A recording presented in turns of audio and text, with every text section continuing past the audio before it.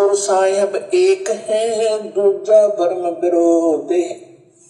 अब गरीबदास जी स्पष्ट कर रहे हैं कि सतगुरु और परमात्मा एक ही होते हैं, और दूसरा उसमें कोई समझता है तो उसकी अपनी बुद्धि के सत्र में कमजोरी है। सतगुरु साहिब एक है, ये दूजा भरम विरोध। बिन सतगुरु सूझे नहीं, चाहे पढ़ो 18 बोध। क्लियर? सतगुरु साहिब एक हैं। सतगुरु यानी सतगुरु जो हमें वर्तमान में प्राप्त हैं, पूज्य परमेश्वर रामपाल जी, और साहिब यानी परमात्मा जिसे हम भगवान समझ रहे हैं, कबीर जी। तो कह रहे हैं सतगुरु साहिब एक ही है और दूजा ब्रह्म विरोध। यदि आप दो मानते हो, अलग अलग मानते हो कि हमारे गुरु जी के अलावा कोई और भी है कबीर भगवान जो सतलोक में बैठा है, तो गुरु जी कहते हैं ये तुम्हारी बुद्धि का फेर है। दूजा भ्रम विरोध, ये तुम्हारी भ्रमणा है, तुम्हारी गलतफहमी है। और बिन सतगुरु सूझे नहीं, चाहे पढ़ो 18 बोध, चाहे कितना ज्ञान ग्रहण कर लो, बिना सतगुरु की रजा के तुम्हें यह बात समझ में नहीं आएगी। तो वर्तमान में इन आश्रमों से जुड़े हुए भाई बहनों पर सतगुरु की वो रजा नहीं है जो रजा सत्सेवकों पर हो गई है। रोजाना हम नित्य नियम में पढ़ते हैं, सतगुरु साहिब एक शरीरा और सतगुरु बिना न लागे तीरा। सतगुरु साहिब एक शरीरा कि नालायकों अलग अलग मत मानना, दो मत समझ लेना। सतगुरु साहिब एक शरीरा, वो एक ही है, अलग अलग नहीं है। वो कबीर भगवान ही सतगुरु की भूमिका करता है, अपना डबल रोल करता है। वो अनंत कोटि सिद्धियों का स्वामी है। परमात्मा कहते हैं एक सिद्धि बहु चोले धार है। एक सिद्धि होती है, ये तपस्या करके ओम नाम का जाप करके काल के साधक भी उसको प्राप्त कर लेते हैं, और एक ही समय में कई रूप बना लेते हैं। कई रूप, एक सिद्धि बहु चोले धार है, यानी बहुत सारे शरीर धारण कर लेते हैं उस सिद्धि से। जैसे परमात्मा ने हमें सोबरी ऋषि की कथा बताई, सोबरी ऋषि की, और क्या बताया परमात्मा ने? सोबरी ऋषि के पास में वही सिद्धि थी। तो इस बात को आगे और अच्छे से समझने के लिए हमने सोबरी ऋषि की छोटी सी ये कथा सुननी पड़ेगी। एक सोबरी नामक ऋषि थे, सोबरी, और वो परमात्मा की तरफ में संत के पास गए। संत ने जैसी उसको तपस्या साधना बताई, वो दृढ़ होकर लगे। उन्होंने कहते हैं कि जल में खड़ा होकर के तपस्या की। बाल ब्रह्मचारी था, शादी भी नहीं कराई थी, और एक दरिया में जाकर के वहां तपस्या की बहुत दिनों तक, 10-12 वर्ष तक। और ये सोबरी ऋषि की कथा भाई और बहनों हमें कई शिक्षा देगी, कई शिक्षा। वो सोबरी ऋषि घर से निकला था भगत बनकर, भक्ति करने के लिए, परमात्मा प्राप्ति के लिए, जैसे आज आप और हम प्रयत्न कर रहे हैं। लेकिन काल कैसे ठगता है, काल ने कैसे सोबरी ऋषि को ठगा, और कैसे काल वर्तमान में आश्रमों से जुड़ी संगत को ठग रहा है। हम निकले थे भक्ति करने के लिए, जैसे सोबरी ऋषि भक्ति करने के लिए निकला था। एक नदी के किनारे भक्ति कर रहा था, तपस्या कर रहा था। लेकिन एक मगरमच्छ की क्रिया को देखकर, एक मगरमच्छ के उस परिवार को देखकर, और उसने अपनी बनी बनाई भक्ति का सत्यानाश कर लिया। अपने मकसद से, अपने मिशन से वो विचलित हो गया। कैसे हुआ? पहले सोबरी ऋषि की कथा सुनिए, फिर आगे समझ में आएगा कि वर्तमान में 90% संगत कैसे कोऑर्डिनेटरों को देखकर, राजनेताओं को देखकर, दुनिया वालों को देखकर भक्ति मार्ग से विचलित हो गई है, सोबरी ऋषि की तरह। वो वहां पर क्या देखने लगा? कुछ दिन के बाद एक मगरमच्छ था, और उस मगरमच्छ की काफी संतान थी। तो वो मगरमच्छ के पोते पोती, दोते दोती, वो उस मगरमच्छ के आसपास प्यार से घूमती थी और अपनी दूम से उस मगरमच्छ को प्यार देती थी, लाड करते थे। जैसे पोते पोती को दादा दादी की छाती पर लौट जा, कभी उसके कंधे पर बैठ जा, बैठे गए, तो इस तरह वो प्यार देती थी और वो मगरमच्छ उनसे बड़ा प्रसन्न रहता था, खुशी मनाता था। अब उस सोबरी ऋषि के मन में यह प्रेरणा होगी, मैं शादी करवाऊं और ब्याह करवा कर मेरे पोते पोती हो और उन पोते पोतिया में दोता दोतियों के साथ ऐसे ही लाड लडाऊं। अब वह छोड़ भक्ति और निकला जलमत बार। काल ने मगरमच्छ को निमित्त बना दिया, मगरमच्छ के उस परिवार को निमित्त बना दिया सोबरी ऋषि की साधना को खंडित करवाने के लिए।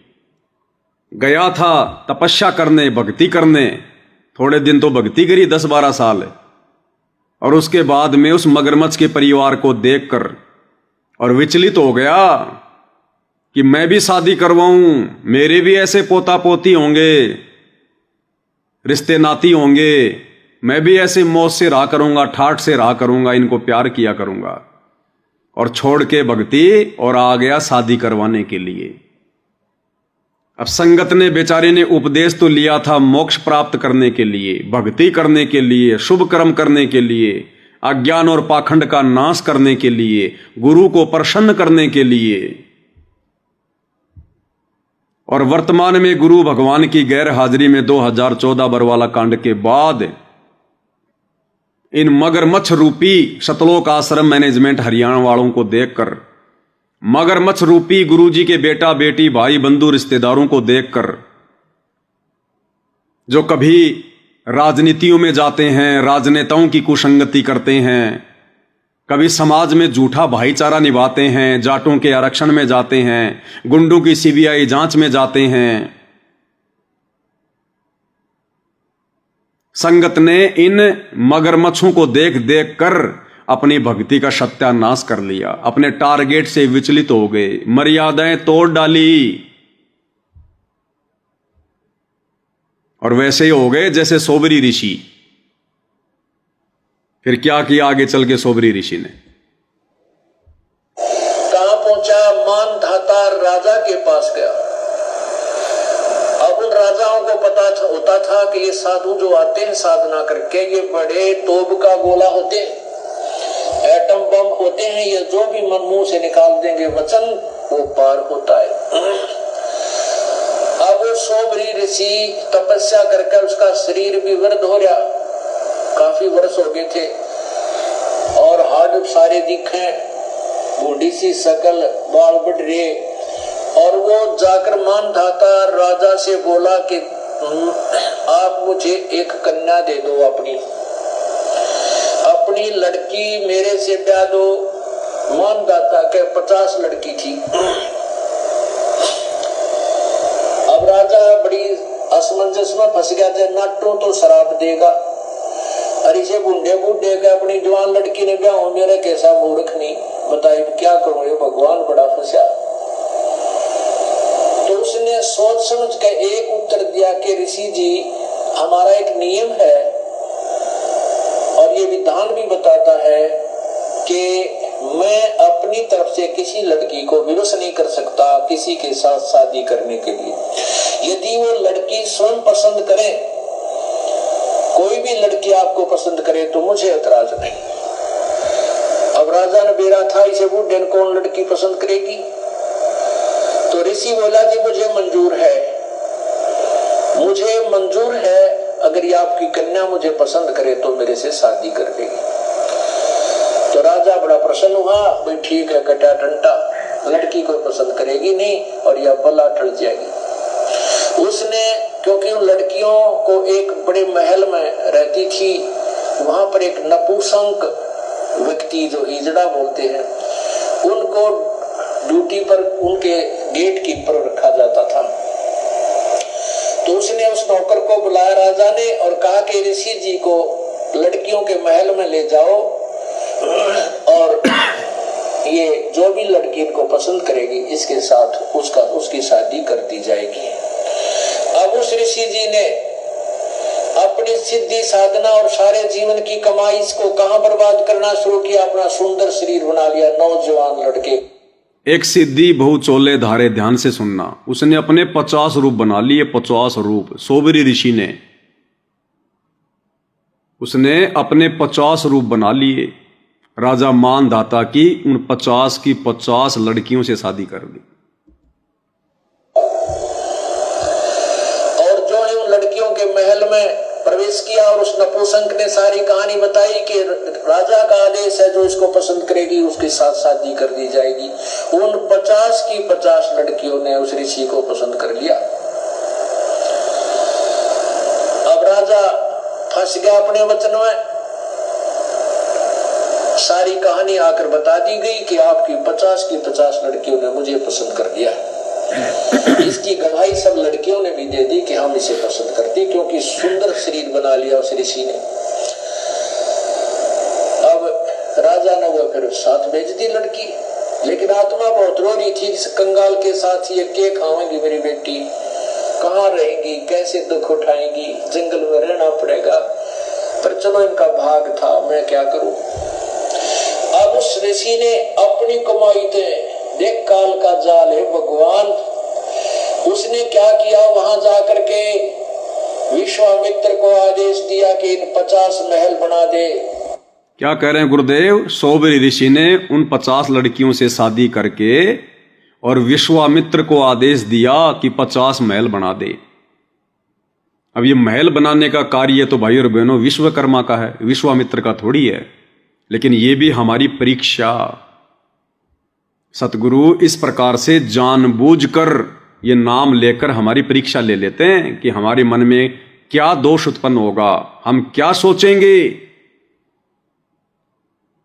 क्योंकि काल पीछे पीछे रहता है भाई और बहनों, पीछे पीछे।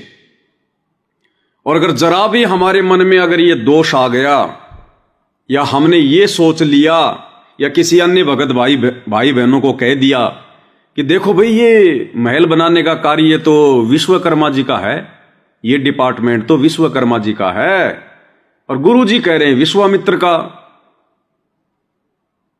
लगता है गुरु जी को भूल लग गई, लगता है गुरु जी को ध्यान नहीं रहा। अरे भैया, उस तेरे विश्वकर्मा को और विश्वामित्र को गुरु जी ने पैदा किया है, वो डिपार्टमेंट भी गुरु जी ने दे रखा उनको। लेकिन हमारी बुद्धि परमात्मा चेक करते हैं कि हमें कितना विश्वास अपने गुरुदेव पर, हम क्या समझते हैं अपने गुरु जी को, परमात्मा या अपने जैसा मानुष्य। ये परमेश्वर इस प्रकार के झटके देता है बीच बीच में जानबूझकर। और यदि शिष्य के मन में जरा भी दोष आ गया कि लगता है गुरु जी गलती से बोल गए, अगर इतना भी मन में आ गया कि गुरु जी गलती से बोल गए, इसका मतलब हमने गुरु जी को अपने जैसा मानुष मान लिया जो गलतियां भी कर सकते हैं। लगता है गुरु जी भूल गए, अगर हमारे मन में यह भी आ गया कि गुरु जी भूल गए, इसका मतलब हमने गुरु जी को मानुष मान लिया। क्योंकि भूल तो मानुष को लगती है, मनुष्य को लगती है, भगवान को नहीं लगती। और गुरु फिर 2 मिनट में कह देगा कि बेटा एक समय वो विश्वामित्र विश्वकर्मा की आत्मा भी था, वो विश्वकर्मा वाला डिपार्टमेंट भी ले चुका है। इसलिए चाहे विश्वामित्र कहूं चाहे विश्वकर्मा कहूं, जैसे गुरुदेव भगवान ने श्री कृष्ण जी को कई बार विष्णु भी कहा है, क्योंकि वो विष्णु वाली आत्मा ही श्री कृष्ण जी रूप में आई थी। फिर हम क्या करेंगे? जो दोष हमने पैदा कर लिया, गुरु को मानुष मान लिया, हमारी तो गई भक्ति, हमारी तो हो गई परीक्षा। इसलिए भाई और बहनों, सतगुरु, यदि हमने सतगुरु को सतगुरु मान लिया, परमात्मा मान लिया, सर्वज्ञ मान लिया, विद्वान मान लिया, भगवान मान लिया, तो गुरु फिर चाहे हाथी को चींटी भी कह रहा है तो फिर हमने स्वीकार करना पड़ेगा कि बिल्कुल गुरु जी कह रहे हैं वही सत्य है। ये चींटी नहीं है, ये हाथी है, हाथी है ये। तब जाकर हमारी बात बनेगी भाई और बहनों। क्या कह रहे हैं परमात्मा, ध्यान से सुनिएगा। राजा ने वो फिर साथ भेज दी लड़की, लेकिन आत्मा बहुत रो रही थी। इस कंगाल के साथ ये क्या खाएंगी मेरी बेटी, कहाँ रहेंगी, कैसे दुख उठाएंगी, जंगल में रहना पड़ेगा। पर चलो इनका भाग था, मैं क्या करूं। अब उस ऋषि ने अपनी कमाई थे, देख काल का जाल है भगवान। उसने क्या किया, वहां जाकर के विश्वामित्र को आदेश दिया कि इन 50 महल बना दे। अब विश्वामित्र जी ने 50 मकान न्यारे न्यारे बना दिए। 2 बार गुरुदेव ने विश्वकर्मा जी की जगह विश्वामित्र का नाम लिया, जबकि हमारे दिमाग में ये बात आ गई विश्वामित्र बोलते ही, तो ये तो परमपिता है, क्या इनको पता नहीं होगा मैं क्या बोल रहा हूं? तो हमारी परीक्षा के लिए परमात्मा जानबूझ के ऐसा करते हैं। और प्रत्येक में बहुत अच्छे खान पान, सुंदर आहार, फल वगैरह वो वृक्ष लगा दिए। एक दिन मानधाता राजा के मन में ये बात आई कि अभी अपनी कन्याओं को देख करता हूं, वो दुखी है या सुखी है। वो जब वहां पहुंचा अपने उस ऋषि के डेरे में, देखा वहां तो पूरी 50 मकान बने हुए, बड़े सुंदर सुंदर, एक कॉलोनी सी बसी हुई है। वो पहली लड़की के मकान में जब गए तो मानधाता राजा ने पूछा, बेटी तुम कुशल तो हो? कि पिताजी वैसे तो हम कुशल हैं, कोई कमी नहीं, लेकिन माता पिता की याद तो आती ही रहती है और बाकी हमें कोई कष्ट नहीं। एक मुझे कष्ट है कि ये मेरा पति मेरे पास ही रहता है, दूसरी बहनों के पास कभी नहीं जाता। अब वो दूसरी कन्या के पास गया तो उसने भी यही कहा, पिताजी हम बहुत सुखी हैं और मुझे एक बात का दुख है कि मेरा पति मेरे ही पास रहता है, दूसरी बहनों के पास नहीं जाता। एक सिद्धि बहु चोले धारे। ऐसे 50 के महल में जाकर उसने देखा कि 50 की 50, क्योंकि एक सिद्धि बहु चोले धारे, एक सिद्धि नीतत विचार है। ये सर्व अपनी ही कमाई से ये ड्रामेबाजी करवा देता है काल। अब उसने इतनी कमाई कर ली थी, सोबरी ऋषि ने 50 तो शरीर धारण कर लिए, 50 की 50 औरतों को भोग रहा है और उधर 51वां अलग से और बैठा है। एक सिद्धि बहु चोले धारे। इसी प्रकार सतगुरु साहिब एक शरीरा, सतगुरु बिना न लागे तीरा। ये कबीर परमात्मा अनंत कोटि सिद्धियों का स्वामी है। जब इस काल लोक में काल की भक्ति करके छोटे मोटे ऋषि संत सोबरी जैसे बहुत चोले धारण कर लेते हैं। अगर 100 लड़की होती राजा मानधाता की तो 100 से शादी करता और 100 अन्य शरीर धारण कर लेता और उनके साथ रहता, अपनी भक्ति कमाई विषय भोग में नष्ट करता। तो ये परमेश्वर क्या नहीं कर सकता भाई? एक रूप में सतलोक में बैठे हैं परमेश्वर रामपाल जी, एक रूप में वर्तमान में धरती पर आप और हमारे सामने हमारे पूज्य गुरुदेव भगवान के रूप में हैं, एक रूप में ना जाने परमात्मा कहां किस ब्रह्मांड में क्या क्या लीला कर रहे हैं। तो ये परमेश्वर क्या नहीं कर सकता? गरीब सब पदवी के मूल हैं, सकल सिद्धि हैं तीर, सारी सिद्धियां इस परमेश्वर के जेब में हैं। और दास गरीब शत पुरुष बजो अविगत कला कबीर। और परमेश्वर रामपाल जी कहते हैं कि पराशक्ति पूर्ण पटरानी, सतलोक की कहूं निशानी।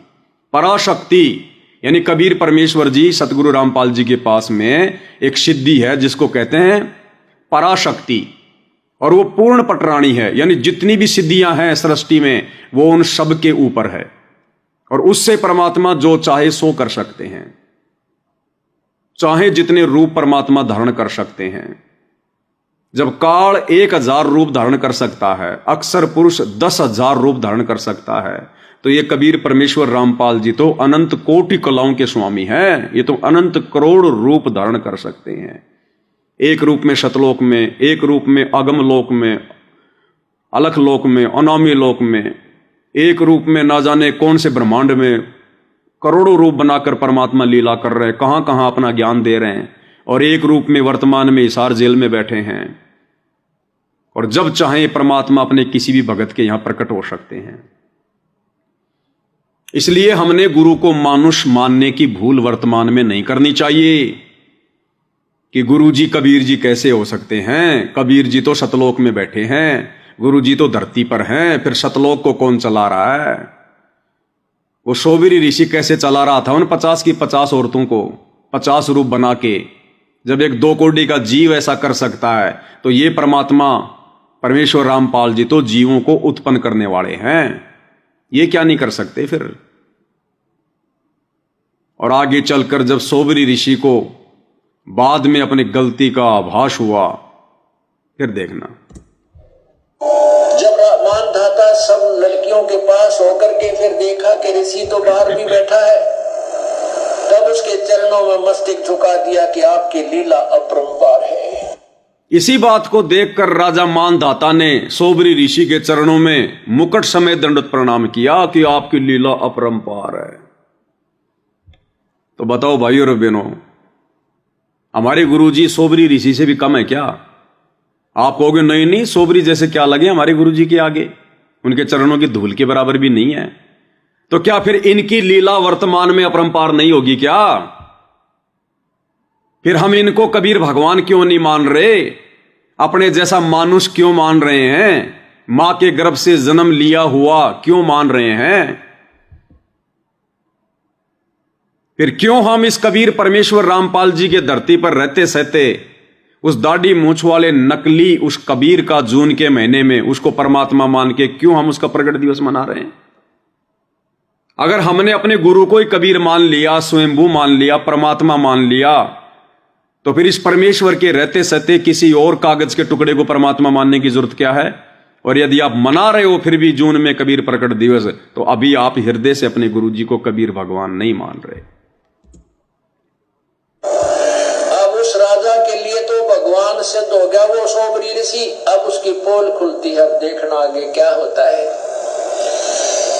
अब सोबरी ऋषि के 150 लड़के हो गए, 150 बच्चे हो गए, तो 50 लड़कियां, 2-2, 3-3 बालक हुए, 50 पत्नियां।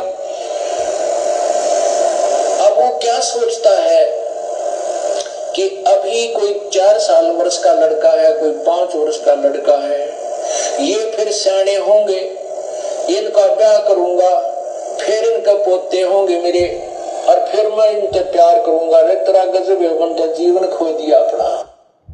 बाद में सोबरी ऋषि को पछतावा हुआ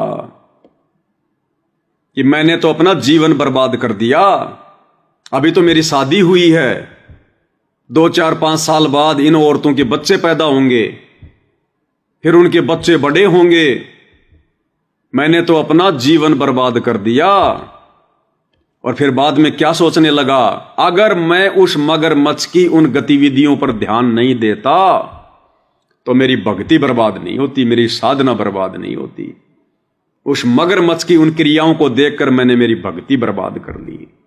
इसी प्रकार भाइयों और बहनों, ये संगत जब इनकी बुद्धि ठिकाने आएगी, आने वाले समय में काल इनकी बुद्धि से हटेगा, तब जाकर ये रोएंगे सोबरी ऋषि की तरह कि यदि हम इन सतलोक आश्रम वाले इन मगरमच्छों को नहीं देखते, इनकी इन राजनीतिक इन क्रियाओं को नहीं देखते, ये जो राजनेताओं की रैलियों में धक्के खाने जाते हैं, हमें भी लेकर जाते रहे, कभी परशुराम की जयंती में, कभी कबीर की नकली जयंती में सिरसा में अनाज मंडी में, कभी अयोध्या में भंडारा, कभी जाटों का आरक्षण, कभी गुंडों की सीबीआई जांच, कभी जाटों की धर्मशाला बनाना, कभी रोडे बनाना, कभी एम्बुलेंस चलाना, कभी सफाई अभियान चलाना, कभी ये पेड़ वाड़ लगाना, ये दुनिया भर का पाखंड करना।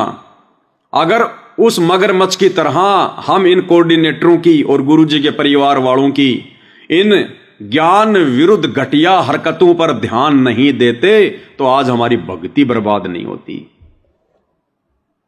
अंत में इन लोगों को भी सोबरी ऋषि की तरह पछताना पड़ेगा। फिर क्या रोता है कि मेरी सारी कमाई बर्बाद होगी, मैं उस मगरमच्छ के संगत में, कुसंगत में अपना सर्वनाश कराया। अगर वो मगरमच्छ को मैं नहीं देखता, वो कैसे अपने पोते पोतिया में मस्त हो रहा था, प्यार से खुश रहता था। इसी प्रकार संगत वाले सोचेंगे कि यदि हम इन गुरुजी के परिवार वालों को ना देखते, इनकी राजनीतिक इन गतिविधियों को ना देखते, इनके पाखंड में हम सहयोग ना करते, तो क्यों हमारी भक्ति बर्बाद होती, क्यों हमारी मर्यादा टूटती। हम भी सत्सेवकों की तरह आज गुरुजी के हृदय में जगह बना के बैठे होते। आज मैंने अपना सर्वनाश कर लिया। जो 20, 30, 40, 50, 60 वर्ष में जो साधना की थी वो बर्बाद कर दी, वो नष्ट कर दी। तो पुण्यात्माओं, कबीर कबीर परमेश्वर के बिना इस जीव का मोक्ष नहीं हो सकता।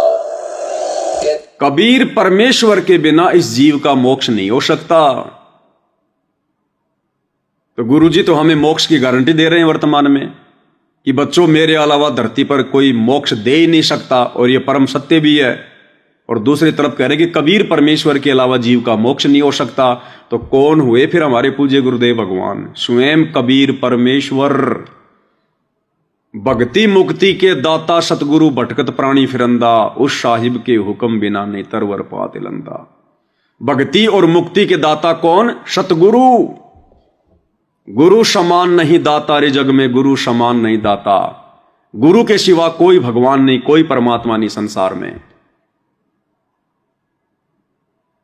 गुरु सेवे कोई चतुर सयाना, और गुरु पटतर कोई और न आना। गुरु की पूजा, गुरु की सेवा कोई चतुर भगत करेगा, शाना भगत करेगा, ज्ञानी आत्मा करेगी, और गुरु पटतर कोई और न आना। गुरु के समान और कोई नहीं होता भगत के लिए।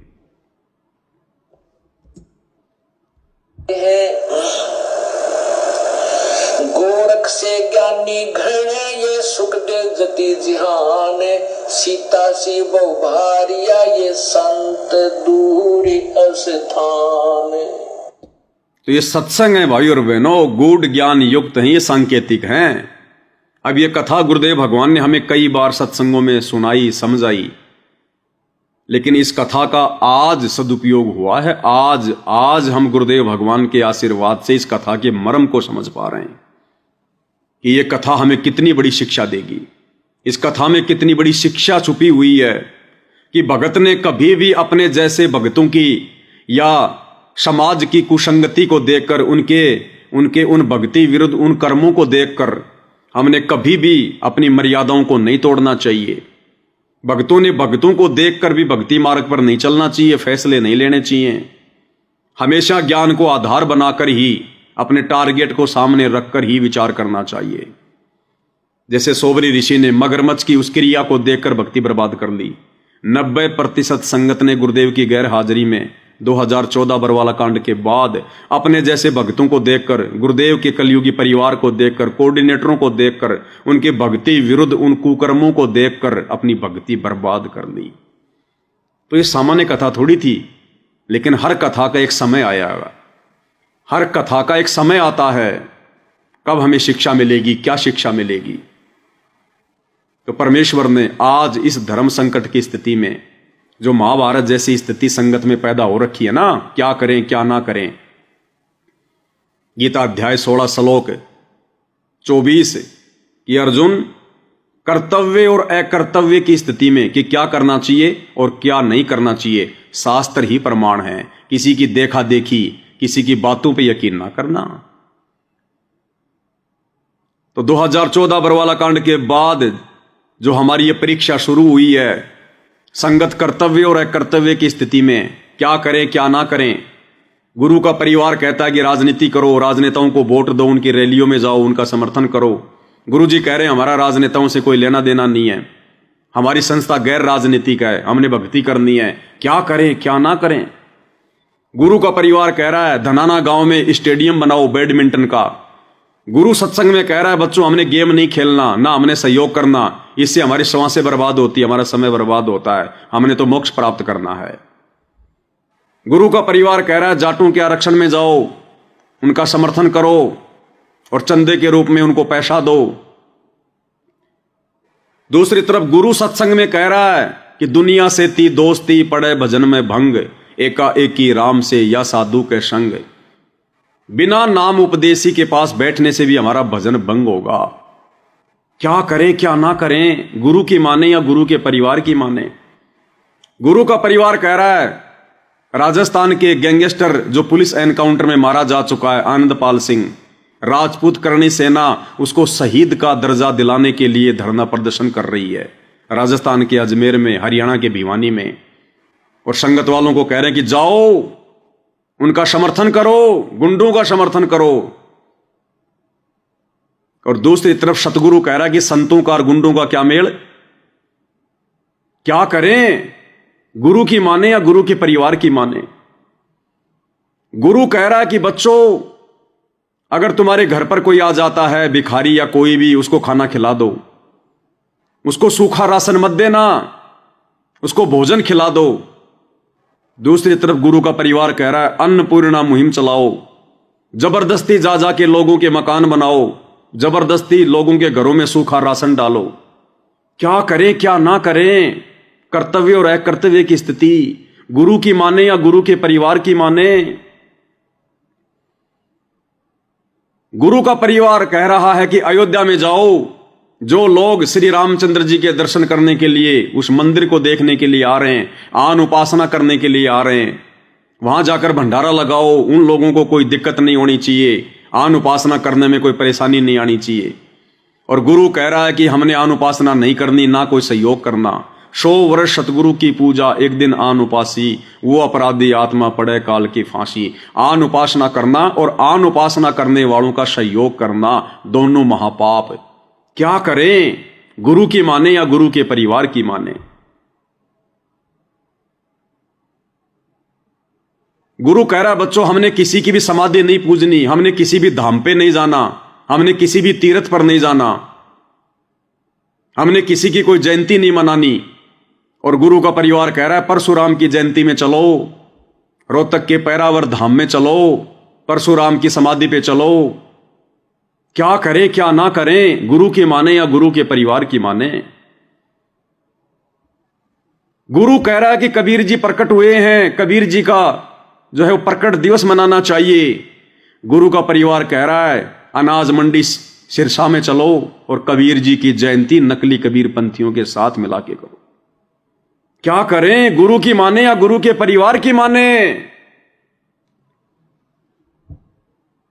ऐसी स्थिति में शास्त्र ही प्रमाण होते हैं, किसी की देखा देखी नहीं, किसी भगत के कहे अनुसार नहीं।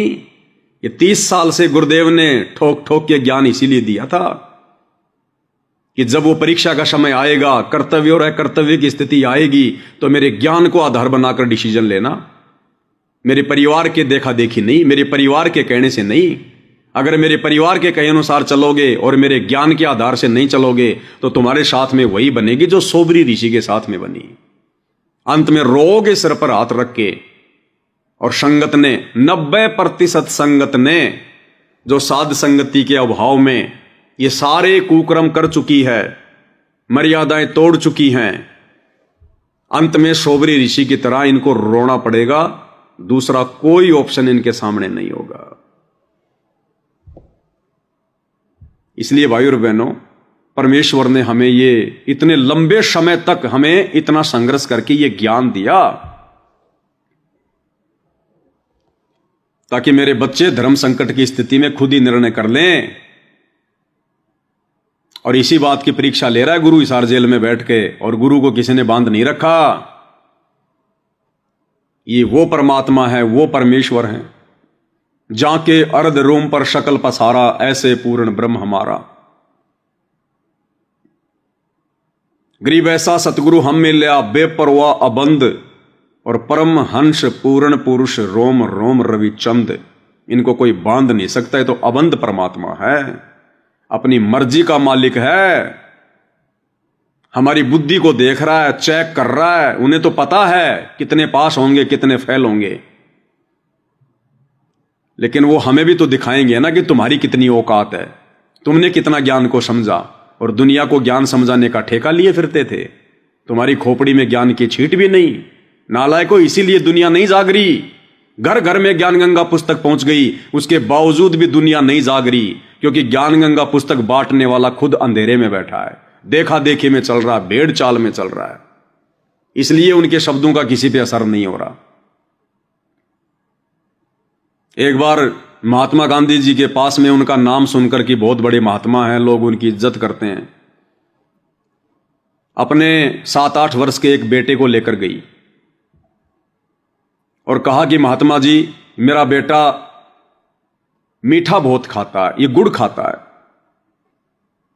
बहुत ज्यादा गुड़ खाता है, इसको कोई बीमारी घेर लेगी। ये मेरी बात नहीं मानता महाराज जी, आप महात्मा हैं, बड़े बड़े लोग आपकी बात मानते हैं, आप मेरे बेटे को समझाइए। तो महात्मा गांधी ने सोच विचार के कहा कि बहन, तू अपने बेटे को लेकर अगले सप्ताह आना। उसने सोचा भाई इनको समय नहीं होगा, चली गई। अगले सप्ताह फिर आई। तो महात्मा गांधी ने उस बच्चे से कहा कि बेटा मीठा नहीं खाना चाहिए, मीठा खाने से ऐसी ऐसी बीमारी हो सकती है, रोग हो सकता है, लीवर खराब हो सकता है, ज्यादा मीठा खाना भी स्वास्थ्य के लिए हानिकारक है, मीठा नहीं खाना चाहिए। बोला ठीक है जी महात्मा जी, नहीं खाऊंगा। तो महात्मा गांधी जी बोले जा बहन ले जा अपने बेटे को। तो वो लेडीज बोली महात्मा जी एक बात बताओ, अगर आपने यही 4 शब्द बोलने थे तो ये शब्द तो आप सप्ताह भर पहले भी बोल सकते थे, इसी बात के लिए मैं इतनी दूर से फिर आई हूं। तो महात्मा गांधी ने कहा कि बहन मैं सप्ताह भर पहले इसको ये शब्द नहीं बोल सकता था, क्योंकि उस समय तक तो मैं खुद ही गुड़ खाया करता था, मैं खुद ही मीठा खाया करता था, और मैं गुड़ खा रहा हूं और इस बच्चे को गुड़ खाने के लिए मना करूंगा तो मेरे शब्दों का इस पे असर नहीं होगा। अब सप्ताह भर में मैंने गुड़ खाना छोड़ दिया, तब मैं तेरे बच्चे को कह सकता हूं। तो इसी प्रकार भाई और बहनों, ये ज्ञान गंगा पुस्तक, जीने की राह पुस्तक घर घर में पहुंच गई, घर घर में। उसके बावजूद भी लोग उसको खोल के नहीं देख रहे, देख रहे हैं तो उनकी समझ में नहीं आ रही। क्यों? क्योंकि ज्ञान गंगा पुस्तक की सेवा करने वाले अंधेरे में बैठे हैं। वो खुद अपने गुरु को परमात्मा नहीं मानते, मानुष मानते हैं। वो खुद अपने गुरु जी के वचनों पर नहीं चल रहे, वो खुद ज्ञान को आधार बनाकर कोई निर्णय नहीं करते, देखा देखी भेड़ चाल में चलते हैं। तो इन लोगों के द्वारा बांटी गई पुस्तकों का समाज पर कोई असर नहीं हो रहा। ये असर तो आने वाले समय में सतगुरु के आशीर्वाद से होगा, जब युग परिवर्तन के दौरान सतगुरु अचानक से दुनिया के सामने प्रकट होंगे। तब लोगों की आंखें खोलेगा सतगुरु और कहेगा कि नालायकों, अब पढ़ो उन पुस्तकों को जो तुम्हारे घर में रखी हुई हैं। तब दुनिया पे वो ज्ञान असर करेगा। इन भक्तों के द्वारा बांटी गई पुस्तकों का किसी पे कोई असर नहीं हो रहा। तो भाई और बहनों, आप और हमारे ऊपर कितनी बड़ी रजा हुई है साथ संगति से जुड़ी हुई भाई बहनों पर, इसका कोई वर्णन नहीं किया जा सकता। वर्णन, क्योंकि हमने गुरु के ज्ञान को आधार बनाकर ही आगे बढ़ने का डिसीजन लिया है। हम देखा देखी में नहीं चलते एक दूसरे के, हम केवल साध संगति करते हैं, गुरु के ज्ञान पर चर्चा करते हैं, विचार विमर्श करते हैं। लेकिन जब डिसीजन लेने का समय आता है तो हम किसी भगत को देखकर डिसीजन नहीं लेते। उस समय हम सर्वप्रथम अपने गुरुदेव के अनमोल तत्व ज्ञान को सामने रखते हैं, उसके बाद हम नीर खीर का निबेरा करते हैं। इसलिए हमारी भक्ति सुरक्षित है और हम सुरक्षित हैं। तो 650 साल पहले तो उस परमेश्वर को समाज में विद्वान समझे जाने वाले पंडित और ब्राह्मणों के बहकावे में आकर कि कबीर अनपढ़ है, अशिक्षित है, ये क्या जाने शास्त्रों को, ग्रंथों को, हमने रिजेक्ट कर दिया उस भगवान को। और वर्तमान में ये कलयुगी पंडित, ये कलयुगी ब्राह्मण, सतगुरुदेव के बेटा बेटी, भाई बंधु, रिश्तेदार, ये आश्रम संचालक, ये कोऑर्डिनेटर, आज इनके बहकावे में आकर हम गुरु को मानुष मान रहे हैं कि गुरु का तो जन्म हुआ है, गुरु जी का तो जन्म हुआ है। एक छोटा सा सत्संग भाई और बहनों, निर्णय ऐसे ही होगा। हमने गुरु जी को परमात्मा मानना पड़ेगा। हमने गुरु जी को परमात्मा मानना पड़ेगा, ये फाइनल डिसीजन। अब ये नहीं कहेंगे कि मैं ही परमात्मा हूं, और कहने में कोई कसर भी नहीं छोड़ी कि हमने गुरु जी को परमात्मा मानना पड़ेगा, क्योंकि वर्तमान में हमारे गुरु जी कौन है? परमेश्वर रामपाल जी। तो भगवान परमात्मा फिर किसको मानना पड़ेगा? परमेश्वर रामपाल जी को। लेकिन गुरु सीधा सीधा नहीं कहेगा कि मुझे ही परमात्मा मानो, और बाकी स्पष्ट भी कह दिया कि गुरु को ही परमात्मा मानना पड़ेगा। तो आज वे हमारे गुरु की तो भूमिका में हैं, तो परमात्मा किसको मानना पड़ेगा? परमेश्वर रामपाल जी को, जो कि है भी परमात्मा। हमने गुरु जी को परमात्मा मानना पड़ेगा। उस समय तो परमात्मा स्वयं आए थे, लेकिन वो भूमिका गुरु की ही कर रहे थे। उस समय तो परमात्मा स्वयं आए थे, कब? 650 साल पहले, लेकिन भूमिका किसकी कर रहे थे? गुरु की। तो आज किसकी भूमिका कर रहे हैं? आज भी तो गुरु की भूमिका कर रहे हैं। लेकिन इनके यहां से जाने के बाद फिर लोग ऐसे बातें किया करेंगे, कि भाई सतगुरु रामपाल जी स्वयं परमात्मा आए थे और गुरु की भूमिका कर रहे थे, लेकिन हम उनको पहचान नहीं पाए और बहुत बड़ा धोखा खा गए। तो क्या कह रहे हैं गुरुदेव कि उस समय परमात्मा स्वयं आए थे लेकिन भूमिका गुरु की कर रहे थे, तो आज भी तो भूमिका गुरु की कर रहे हैं, पहचानना पड़ेगा। एक संत की कर रहे थे, आज भी तो संत की भूमिका कर रहे हैं संत रामपाल जी, संत रामपाल जी। और उस समय परमात्मा स्वयं आए हुए थे तो भी ज्ञानहीन व्यक्ति, श्रद्धालु, अनुयायी तो भी उनको एक सिंपल मैन मानते थे, एक भक्त गुरु संत ही मानते थे। और आज भी हम वही गलती कर रहे हैं। आज भी परमात्मा स्वयं आए हुए हैं, परमेश्वर रामपाल जी, लेकिन ज्ञानहीन भगत इन कोऑर्डिनेटरों के चक्करों में आकर, गुरुदेव के कलयुगी बेटा बेटी भाई बंधु रिश्तेदारों के चक्कर में आकर, जिनकी खोपड़ी पर काल बैठा हुआ है, आज भी गुरु को एक संत भगत और मानुष मान रहे हैं, जन्म लिया हुआ मान रहे हैं। क्योंकि ऐसे शिक्षित व्यक्ति जो होते हैं वो ज्ञान के तह तक नहीं पहुंच पाते, क्योंकि अशिक्षित जो व्यक्ति होते हैं वो ज्ञान की तह तक नहीं पहुंच पाते। तो आज तो भाई और बहनों, पढ़े लिखे होकर भी ये 90% भाई बहन अशिक्षित वाली भूमिका निभा रहे हैं, अनपढ़ वाली भूमिका निभा रहे हैं, पढ़े लिखे होकर भी। कितनी बार समझा लिया प्रभु ने, लेकिन एक वो अक्षर ज्ञान युक्त अज्ञानी संस्कृत भाषा बोलकर और उस भोली आत्माओं को गुमराह कर देता था कि तुम्हारा गुरु तो अशिक्षित है, उसको अक्षर ज्ञान है ही नहीं, वो वेदों और गीता के बारे में जानता ही नहीं, वो तो कोई बकवाद गढ़ता है, झूठ बोलता है। तो हम वो अनुयायी जो प्रभु के थे वो विचलित हो जाते थे और वो मान लेते थे उस अज्ञानी अक्षर ज्ञान युक्त प्राणी की इन बातों को कि सचमुच हमारे गुरु जी तो अशिक्षित हैं। और वो स्थिति आज हो रही है। गुरु का परिवार कह रहा है कि ये पवनदास तो झूठ बोलता है, सात संगति वाले झूठ बोलते हैं, गुरु जी का तो जन्म हुआ है, मैं गुरु जी की बेटी हूं, मैं गुरु जी का बेटा हूं, गुरु जी ने तो शादी भी की है, गुरु जी के तो माँ भी थी, गुरु जी के तो पिता भी था। और हम मूर्ख प्राणी उनकी बातों को मान लेते कि हाँ भाई, जब गुरु का परिवार ही कह रहा है कि गुरु जी ने जन्म लिया है तो वो भी मान बैठते हैं। ऐसे 650 साल पहले हम धोखा खा गए। और नकली ब्राह्मण पंडित कहने लगे कि कबीर तो अनपढ़ है, अशिक्षित है, संस्कृत नहीं आती, जबकि भगवान को जरूरत नहीं संस्कृत पढ़ने की। भगवान ने तो समस्त भाषाओं को जन्म दिया है, वो तो पशु पक्षी जानवरों तक की भाषा को जानता है, विश्व की सारी भाषाओं को जानता है। लेकिन फिर भी हम धोखा खा गए कि अनपढ़ है, क्योंकि ब्राह्मण लोग कह रहे हैं। ऐसे ही आज संगत धोखा खा रही है कि गुरु जी का परिवार कह रहा है कि गुरु जी का तो जन्म हुआ है, और गुरु को मानुष मानकर पूजा कर रहे हैं, साधना कर रहे हैं, कभी सफलता की ओर आगे नहीं बढ़ेंगे। ये वेदों और गीता को तो नहीं जान सकते, और वेदों और गीता जी के बारे में तो ब्राह्मण लोग ही सही बताते हैं, पुराणों के विषय में यही सही जानते हैं, क्योंकि सभी पुराण, सभी पवित्र सदग्रंथ, पवित्र गीता जी, पवित्र चारों वेद, पवित्र पुराण सभी संस्कृत लैंग्वेज के अंदर लिपिबद्ध है। इस बात का वो नाजायज फायदा उठाएगी।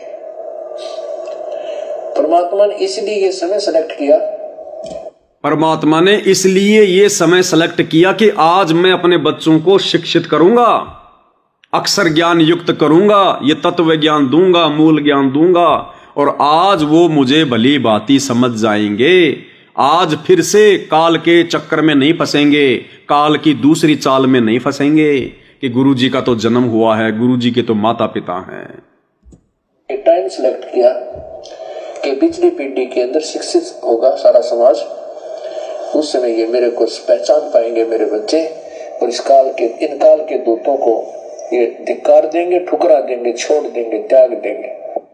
अब आज हमने उस कागज के टुकड़े को तो पहचान लिया कि यो कबीर भगवान है, 650 साल पहले आए थे, और ये माँ के गर्भ से जन्म लेकर नहीं आए थे।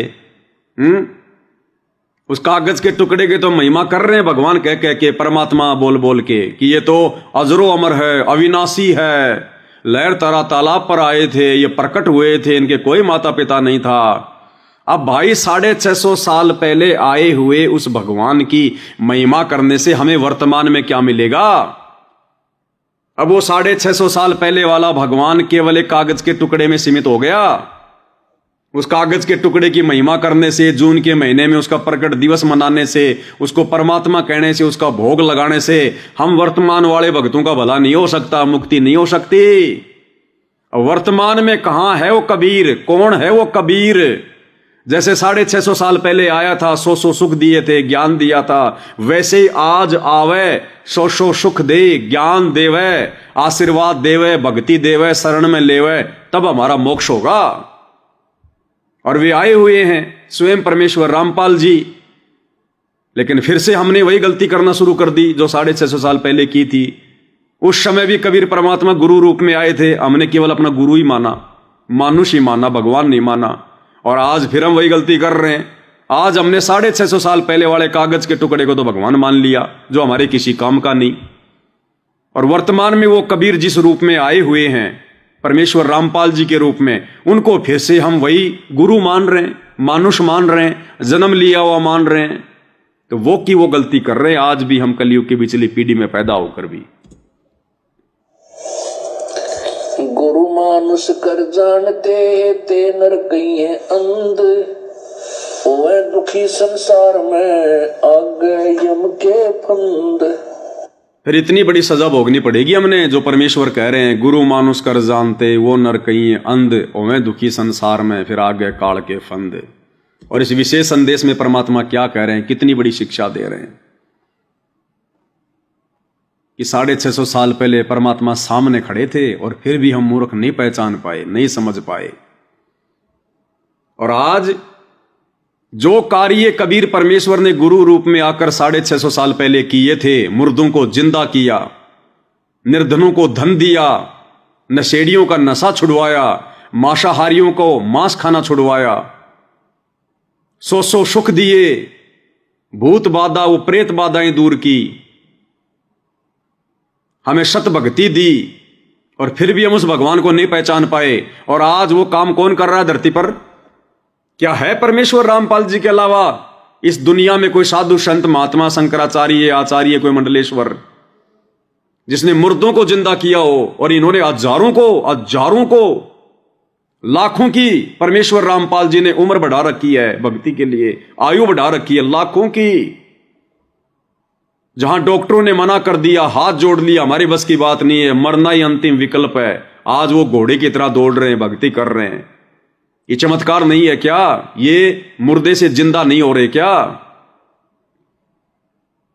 100 यत्न करके भी हम लोग एक बीड़ी नहीं छोड़ पा रहे थे, शराब नहीं छोड़ पा रहे थे, मांस खाना नहीं छोड़ पा रहे थे, व्यभिचार नहीं छोड़ पा रहे थे। परमेश्वर के एक वचन ने दीवार खींच दी।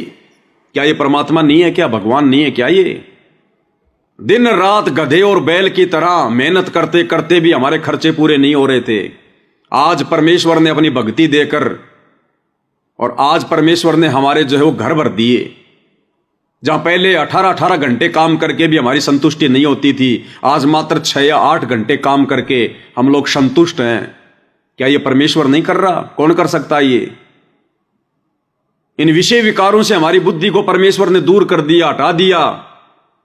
या तो ब्रह्मा विष्णु महेश भी विषय विकारों से दूर नहीं है, जिनके अंडर में तीनों लोक हैं। फिर ये साधु संत महात्मा मंडलेश्वर आचार्य शंकराचार्य, ये कैसे हमारे विषय विकारों को शांत कर सकते हैं?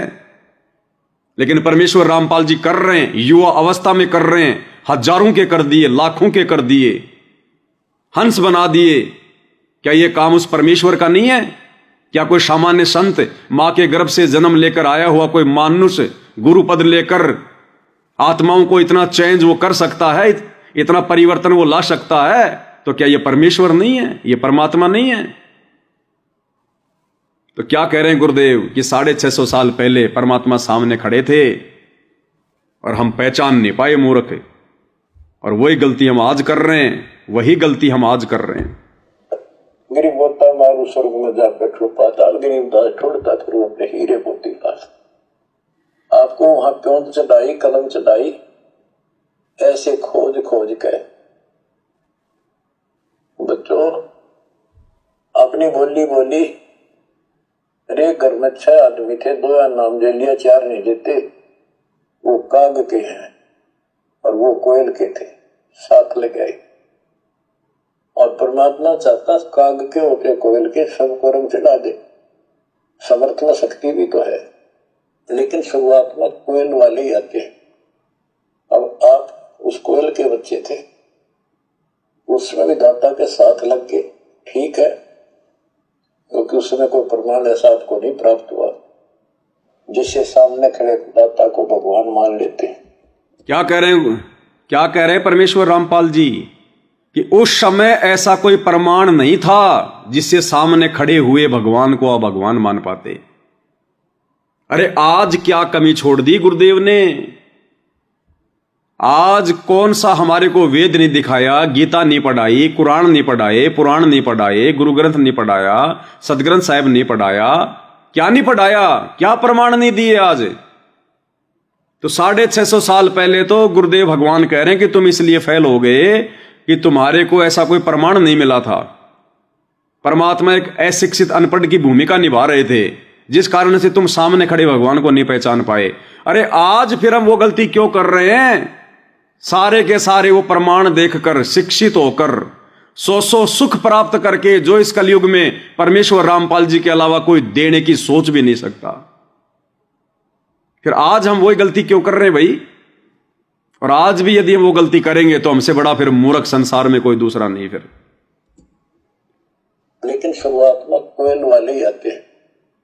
अब आप उस कोयल के बच्चे थे, उसमें भी दाता के साथ लग गए, ठीक है, क्योंकि उसमें कोई प्रमाण ऐसा आपको नहीं प्राप्त हुआ जिससे सामने खड़े दाता को भगवान मान लेते हैं। और यह कमी नुकसान कर गई आपको। और यही कमी नुकसान कर गई, हमने सामने खड़े दाता को भगवान नहीं माना। यही कमी हमारे को नुकसान कर गई। बार बार मनुष्य जन्म मां के गर्भ में नरक भोगते हुए आ रहे हैं, धक्के खाते आ रहे हैं, कष्ट और अभाव में जीते आ रहे हैं, संशय और दुविधा में जीते आ रहे हैं। गुरुदेव कह रहे यही कमी तुम्हें दुखी कर गई, गुरु को मानुष मानने वाली कमी। मानने भी कैसे। एक निर्धन आदमी मुश्किल से गुजारा हो, एक झोपड़ी में बैठा हो और 600 साल पहले यह शेड्यूल कास्ट हो। बच्चों, यही तो फड़क निकालनी थी दाता ने। आज किसी को आप कहते हो कबीर भगवान है, कौन कबीर? काशी वाला सुनाहा, उसकी त्योड़ी पड़ जाए, माथा ठड़के, मजाक करे, बता देख इसका काम दी गई। वो तो गरीब आदमी था, निर्धन था, दानक था, सुलाहा था, कवि था, एक भगत था। बच्चों, अब पता चला वो क्या था। जो स्थिति वर्तमान में दुनिया वालों की हो रही है कबीर जी को परमात्मा मानने को लेकर, जब हम जिक्र करते हैं कि कबीर जी भगवान है, परमात्मा है, प्रकट हुए थे, तो गुरुदेव कह रहे हैं उसके माथे में त्योड़ी पड़ जाती है कि मूर्ख आदमी तू क्या बक रहा है, नींद में है क्या? कौन कबीर? वो जुला कबीर, वो संत कबीर, वो दास कबीर, वो गरीब आदमी जिसके खाने के भी दाने नहीं थे समय पर, उसको तू भगवान कह रहा है।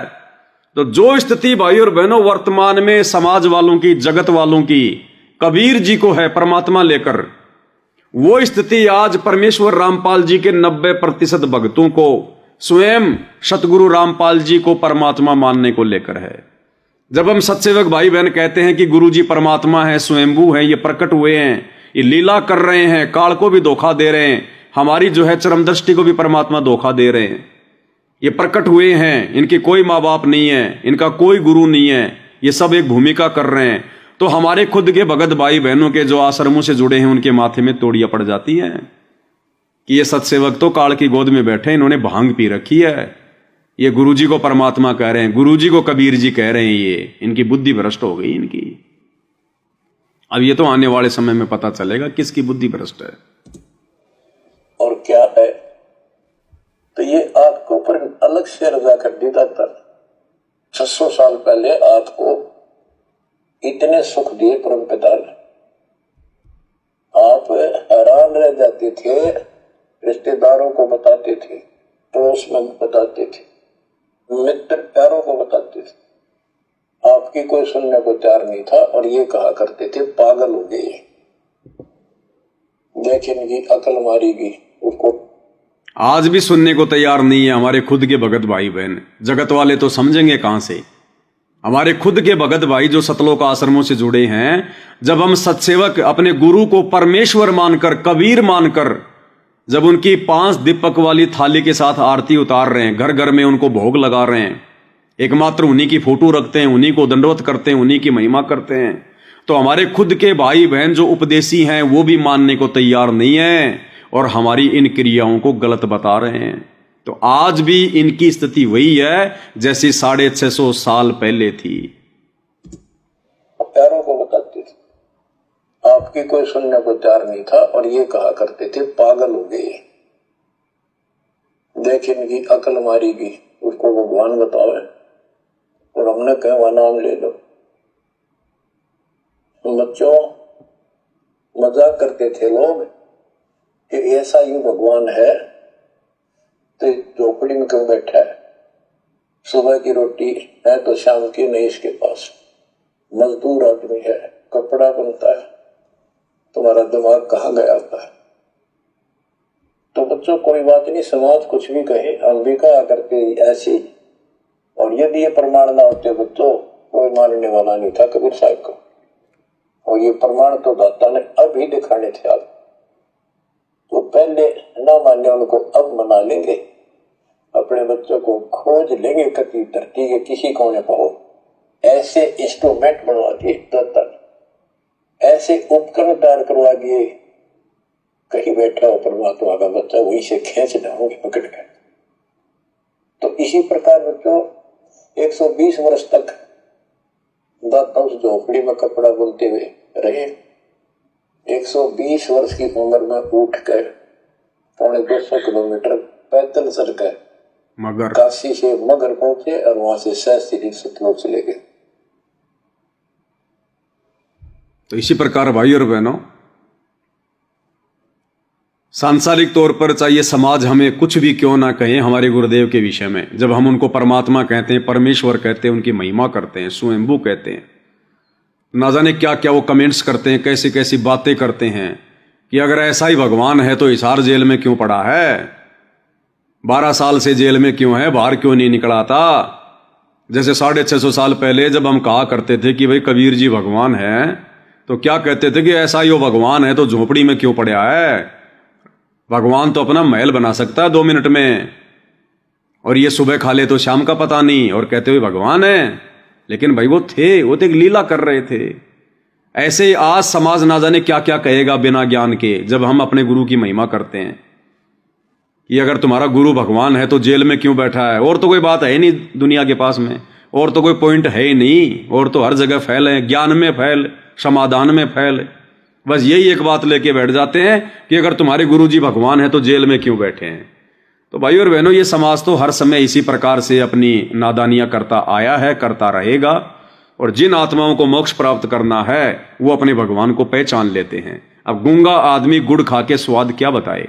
अब इन ज्ञानहीन दुनिया वालों को इस परमेश्वर की शरण में आकर और इस अमृत ज्ञान का स्वाद लेकर हम इनको कैसे समझाएं।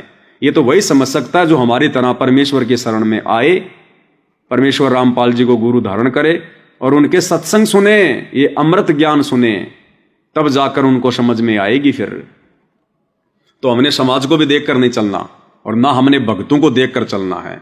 हमने भक्तों की केवल वहीं तक सुसंगति करनी है जहां तक हमारी भक्ति मर्यादा सुरक्षित रहे।